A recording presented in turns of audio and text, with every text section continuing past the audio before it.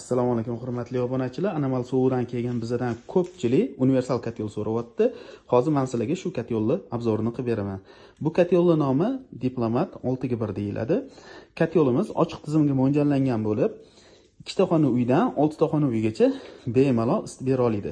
Kotyolimizni yuqori qismiga 220 yoki 380 da ishlaydigan ikkita tenni bemalol joylab qo'ysanglar bo'ladi. Xo'p, agar sizlarda gaz yoki ko'mir bo'ladigan bo'lsa, mana tek qismidan foydalanasizlar. Tek qismida 6 ta turba joylashtirilgan.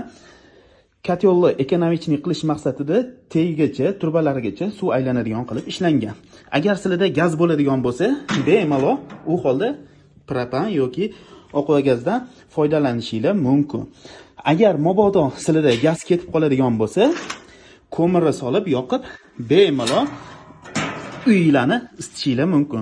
Ko'mir yoqqaningizdan keyin bilasizlar, kotyolning ichi qurumga to'lishni boshlaydi.